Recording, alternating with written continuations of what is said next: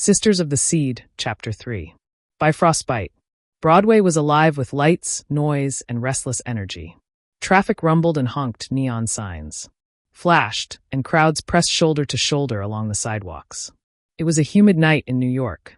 The air thick and heavy at nearly 90 degrees. The city was restless, but not yet afraid.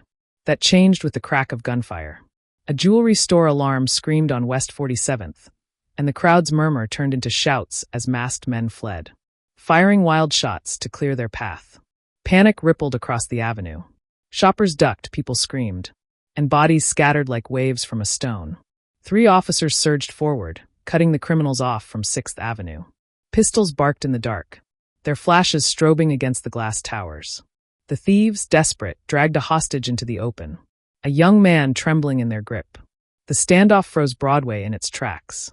"Not gonna happen, son," an officer roared, his Glock leveled at the crook's skull. The gunman's answer was a fusillade. Bullets shrieked across the pavement. Police dove for cover.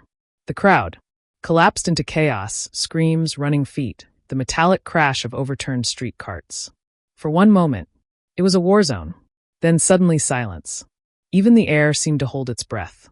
The asphalt rippled. Reality itself bent and twisted like heat rising from blacktop. In the middle of the street, a whirl of blue-white light formed, swelling, growing, pulsing as if alive. People stared, caught. In the spell of it, an opening to somewhere else. The portal widened into a gaping wound, sucking the very sound from the world. Then it collapsed. It imploded with thunderous force, the blast pulling everything inward. Glass windows exploded, raining shards into the street. Streetlights bent like reeds in the wind. Neon signs tore loose and cartwheeled into the maelstrom. Even the painted double lines on the asphalt broke and warped, jagged where they once ran straight. The criminals and their hostage were too close. They screamed as the portal's energy wrapped them in its grip. Flesh and bone stretched, twisted, corrupted.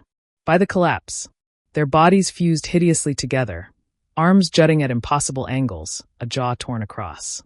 2 faces, a heap of bone and meat made monstrous. What had been men and one terrified captive became a single grotesque sculpture, frozen in agony. Then the portal snapped shut with a crack like the sky breaking. Silence. The crowd cowered at the edges, too stunned to move. Only the mangled knot of bodies remained as proof that the impossible had happened. And then 2 figures emerged. Isis and Janice stepped forward from the shimmer of the closing gateway. Their black armor was smeared with blood, their visors cracked with dust and smoke. They looked like warriors from another world, because they were.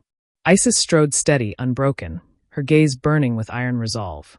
Janice faltered, buckling at the knees. She tore her helmet free, gasping, seasick from the violence of the portal's pull. Her face was pale, lips trembling, yet she still forced a grim smile.